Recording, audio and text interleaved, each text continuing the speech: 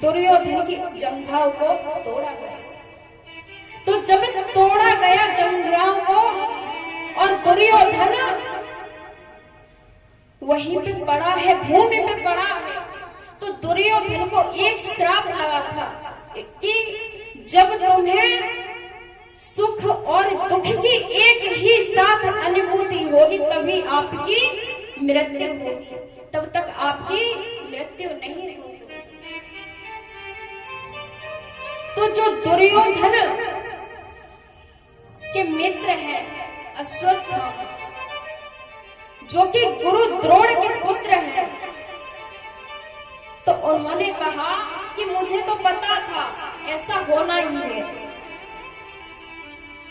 तो दुर्योधन ने कहा कि हे मित्र, आप मेरे परम मित्र होकर के भी आप ऐसी बात कर रहे हो कि मुझे तो पता था ऐसा होना ही है। तो अश्वत्थामा बोला कि हाँ, मैं ये दावे के साथ कह सकता हूं कि ये बात मुझे पता थी कि ये होना ही है।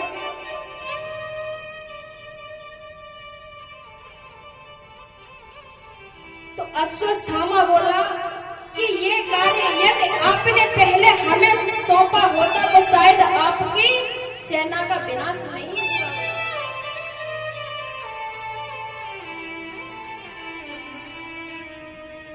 तो दुर्योधन ने कहा कि हे मित्र, अब आप क्या चाहते हो, कि अब आप क्या चाहते हो, क्या करना चाहिए? कि यदि आप अभी भी हस्तिनापुर के राजा बनना चाहते हो तो अभी मैं बता रहा हूं, अभी भी आप हमें राजा बना दो तो आपको मैं जिता दूंगा। तो जब ये बात कही है तो दुर्योधन ने कहा कि यदि आप मेरे प्राणों की मुझे खुश देखना चाहते हो तो एक कार्य कीजिए। कि तो बोले कि क्या? कि पांचों पांडवों के सिर काट करके मेरे सामने रख दीजिए तो मुझे अधिक प्रसन्नता हो। तो एक बार जो कि द्रौपदी के 5 पुत्र हैं, जो द्रौपदी के 5 पुत्र हैं, तो भगवान कन्हैया जो 5 पांडव हैं, उन्हीं 5 पुत्रों के जो पिता हैं 5 पांडव, तो वो 5 पांडव एक तंबू तान के सो रहे थे। शिविर लगा था, शिविर में सो रहे थे। तो उनकी पहरेदारी कौन कर रहा है? भगवान कन्हैया। कि जाको राखे साइया और मार सके न कोई, बाल न बाका कर सके जो जगबैरी होए। तो कहते हैं, तो जब अर्जुन की आंख खुली तो अर्जुन ने कहा कि सखा, आप सोए नहीं अभी तक? तो भगवान कन्हैया ने कहा, आप तो सो ही रहे हो कि आपको नींद आ रही है, मुझे नींद नहीं आ रही। तो अर्जुन ने कहा कि भाई हम तो सोएंगे ही सखा, क्योंकि हमारी पहरेदारी तो तुम स्वयं कर रहे हो, तो हम क्यों ना सोए।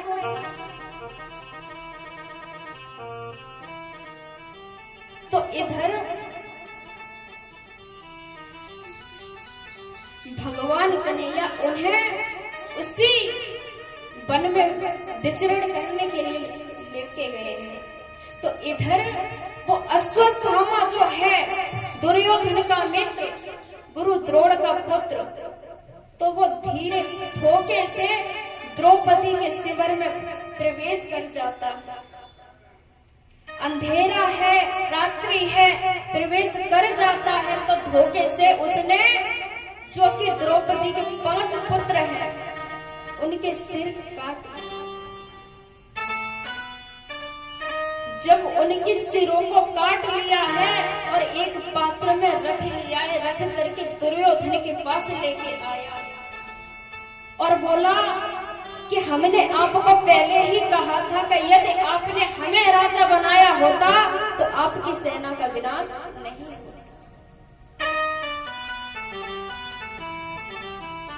तो दुर्योधन ने कहा कि हे मित्र, इसमें भीम का सिर कौन सा है, मेरे हाथों में ला करके दीजिए, तो मैं अपने हाथों से मिसलना चाहता हूं। तो जैसे ही अश्वत्थामा ने उस पात्र को खोला है, तो अब तो दुर्योधन रोने लगा और बोला कि हे अश्वत्थामा, इन्होंने तेरा क्या बिगाड़ा था जो कि तूने आज मेरे वंश को मिटा दिया है? कि इन 5 पुत्रों ने क्या बिगाड़ा था जो तूने आज मेरे वंश में कोई श्राद्ध इत्यादि करने वाला भी नहीं छोड़ा? तो आज वो मैया अपने पुत्रों के ऊपर रोदन कर रही है, करुण रोदन कर रही है। अब आप विचार कीजिए कि मैया यदि एक भी बालक हो, जिस माँ के 5 बालक हो, और यदि एक बालक को भी बुखार आ जाए तो मैया को कैसा लगता है? माँ दुखी रह सकती है लेकिन अपने बच्चों को कभी दुख में नहीं देख सकती। तो आज वो मैया रुदन करती है कि इन मेरे बच्चों ने क्या बिगाड़ा था तेरा जो तूने मेरे वंश का विनाश कर दिया।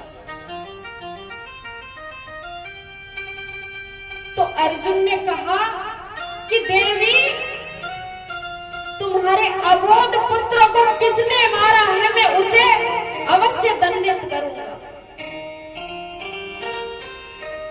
तो जब ये बात कही है तो कुछ लोगों ने कहा कि यहाँ पे अश्वत्थामा आए थे और उन्होंने ही 5 पुत्रों को मार दिया, कि सिर धड़ से अलग कर दिया है। तो अर्जुन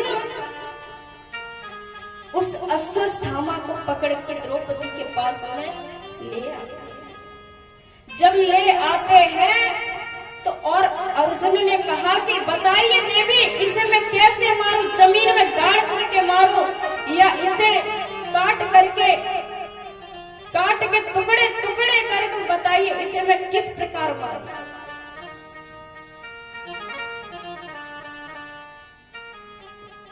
तो कहते हैं ना कि द्रौपदी किसकी सखा है, किसकी भक्त है? भगवान श्री कृष्ण की। तो उसके मन में दया आ गई। तो आज द्रौपदी के मन में दया आ जाती है और वो कहती है कि आप इसे क्यों मारते हो? इसे मार के क्या मेरे पुत्र जीवित हो जाएंगे क्या? बताइए भैया, पुत्र जीवित हो जाएंगे क्या? नहीं ना। तो आज द्रौपदी कहती है कि गुरु द्रोण ने, ये गुरु द्रोण का पुत्र है, पहले तो ये ब्राह्मण है, इसे मारने का कोई अधिकार नहीं है। कि और जो गुरु द्रोण ने जिस विद्या को आपको सिखाया है, इसको वो विद्या नहीं सिखाई, इसीलिए आप इसे छोड़ दीजिए। तो युधिष्ठिर जी महाराज ने कहा कि ये बाल हत्यारा है, इसे छोड़ना ठीक नहीं है, कि बेशक छोटी सी सजा दो लेकिन सजा इसे देनी चाहिए। तो महाराज जब ये बात सुनी है तो अब तो अर्जुन ने कहा कि हे कन्हैया, मेरा मार्गदर्शन कीजिए, मुझे कुछ समझ नहीं आ रहा कि मैं क्या करूं क्या ना करूं। तो भगवान कन्हैया ने कितना सुंदर उपदेश दिया कि पहले तो ये ब्राह्मण है, इसे मारना कोई ठीक बात नहीं है, और दूसरा ये बाल हत्यारा है तो इसे छोड़ना भी ठीक नहीं है। तो कहते हैं ना कि जो इंसान गोली का घाव भर जाता है मगर गोली का घाव कभी भरता नहीं।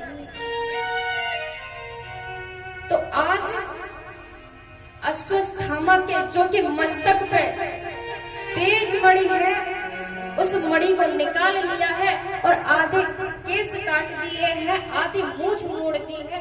आज इस प्रकार से अश्वत्थामा का अपमान किया है, अपमान कर दिया है और अश्वत्थामा को छोड़ दिया है।